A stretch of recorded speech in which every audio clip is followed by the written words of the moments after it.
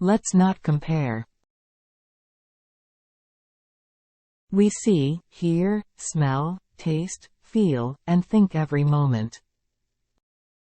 And in all the process, countless things are compared to each other. Big and small, many and few, high and low, thick and thin, bright and dark, good and bad, good and bad. Happy and sad, superior and inferior, good and bad, delicious and tasteless, etc. There are so many things to compare. The object of this comparison includes the present and the past, as well as the future. I myself cannot be an exception to this comparison. I compare myself with others based on my own criteria, such as whether I am handsome or ugly, tall or short, fat or skinny, good or bad, a lot or little, cool or not cool, rich or poor. I also compare my past and present words and actions with my ideal self.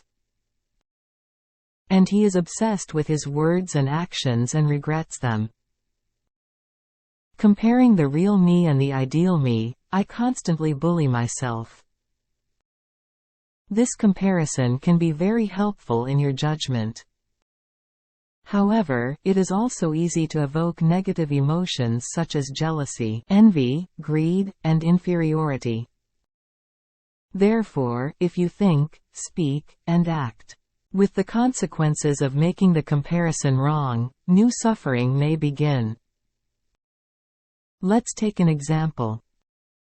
When a person rises from the poor to the middle class and then to the upper class after hard work, will he no longer be greedy for money?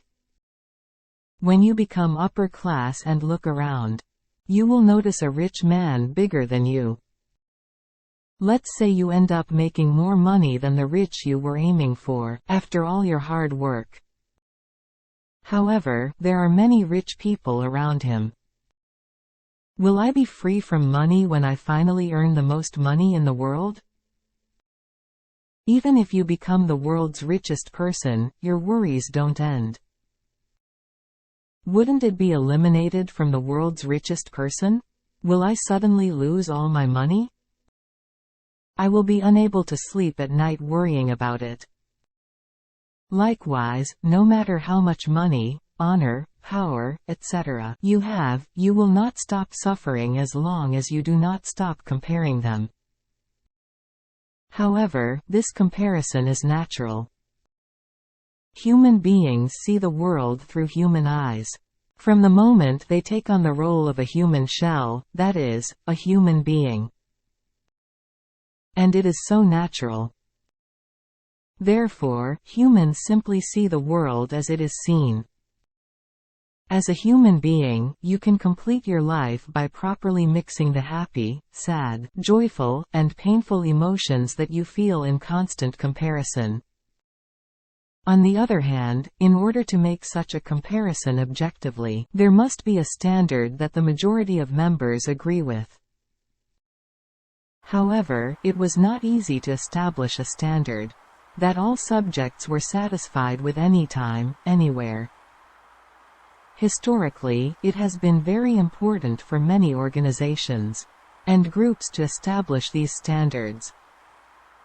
Debating to establish standards, arguing, and sometimes pushing by force. At least, these standards of comparison only work within groups that communicate with each other. Even these criteria were meaningless for a group or individual that could not communicate. And no matter how powerful the person in an organization or group, it was impossible from the beginning to set the standard for everything. At least, I was able to establish only some measurable standards. For example, it was not possible to set all the standards of the world, such as delicious and tasteless, cool and ugly, beautiful and ugly, and high and low levels of training. In other words, it is impossible to control all the countless comparison standards that come alive in each individual's mind. Therefore, most of the comparison standards are inevitably different for each individual. If each individual subject has a different standard, everyone will have different feelings and thoughts about it when they see, hear, smell, or touch something. For example, even when looking at the same forsythia flower, some will call it beautiful and another will call it ugly. Therefore, if we can sympathize with and respect these various thoughts and opinions as they are, everyone can live peacefully. However, when you start comparing, it is easy to create boundaries between you and others.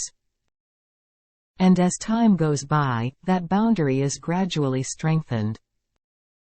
Also, greed arises to lead in a direction that is advantageous to me or our side. Conflict comes to the surface the moment this greed arises, and you try to claim even a little more and occupy more. As the conflict grows, it gradually expands and reproduces as arguments, accusations, verbal fights, violence, persecution, disputes, and wars. Conflict causes pain to many people. Conflicts in the past history leave great scars and resentment even at this moment. People who live in this kind of conflict are trembling with anxiety, worrying about the future that has yet to come. There are even many cases of comparison in illusions and misunderstandings, which can lead to unfortunate results. Comparing something is, strictly speaking, based on the standard of the past. However, at the moment I think and speak, everything is already changing even a little bit. Like this, suffering begins from infinite comparison of everything, including myself. For example, from the point of view of light, the brightness and warmth of light is perfectly normal and natural. From the standpoint of darkness, the darkness and coldness of darkness is normal and natural. If you just look at it without any prejudice, everything is natural. Since light and darkness are from the beginning, one from the first cause, both are natural before comparison. However, when they start to see each other from their own point of view, and start to take issue with each other's minor differences, conflicts and pain begin to arise. We should break down the existing boundaries and become one. But rather, by starting a comparison stained with greed, prejudice, and obsession, we make the existing boundaries even thicker. When you study to gain enlightenment, you think a lot about your words and actions. Desirable thoughts, words, and actions are sought to increase, and undesirable ones are reduced. However, if you look away for a while, the more you practice, the stronger your comparison mind becomes. The more you practice, the stronger your mind to compare. It strengthens the mind of comparison between the ideal that you think is good, and everything else that you think is bad. In the end, it is not studying everything, and I are one, but studying to compare everything in me. If you look away for a moment, you may not be able to practice, but rather ruin yourself. You have to be alert and listen at all times. If you want to stop the unbearable pain from now on, you must control your mind of comparison. If you are comparing something, observe the object as it is, as well as your heart.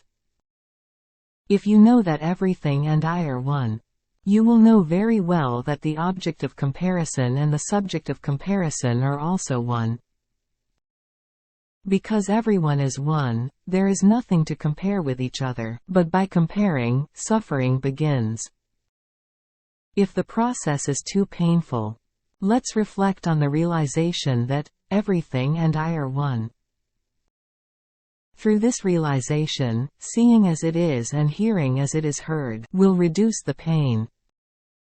You must know that the object of comparison, as well as your own mind, originates from the first cause, which has nothing to compare with. If you know well that each other is only different for a moment, you can think differently about the meaning of comparing.